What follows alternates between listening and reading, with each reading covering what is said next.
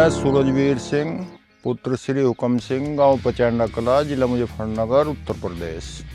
सन 1988 से खेती करते हैं। पहले पिताजी करते थे, उनके पिताजी करते थे, उनके पिताजी करते थे। 5 पीढ़ी तक का तो हमें पता है कि गन्ने की खेती होती थी हमारे यहाँ, और खेती तो कुछ है नहीं। देखो, गन्ने में जो सबसे ज़्यादा परेशानी है वो खरपतवार की है।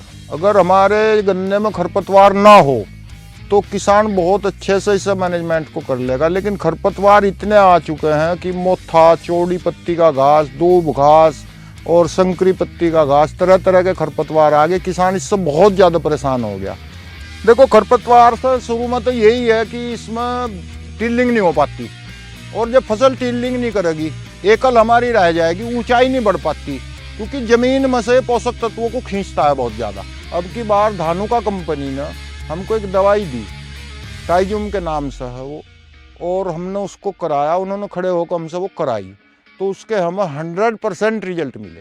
टाइजूम लगाया हमने, नमी थी खेत में, और कट नोजिल से पैर चिपक रहे थे, उसमें चिपकते हुए पैर से वो लगाया, तो लगभग 4-5 दिन बाद उसका असर आना शुरू हो गया खरपतवार पर, और 9 दिन के बाद वो बिल्कुल जल कर नीचे बैठ गया। फिर 10, 11, 12 दिन बाद हमने 12 दिन के बाद में उसको दूसरा पानी दिया, और दूसरा पानी देने के बाद खरपतवार बिल्कुल ख़त्म हो गया। उसमें हमारा मोथा भी था, दूब घास भी थी, बर्टी भी थी, चौड़ी पत्ती का भी था, संकरी पत्ती का भी, टोटल खरपतवार थे, जिसने सब चीज़ पर काम करा। और गन्ने की फसल पर उसका कोई प्रभाव नहीं है, दुष्परिणाम कोई नहीं है।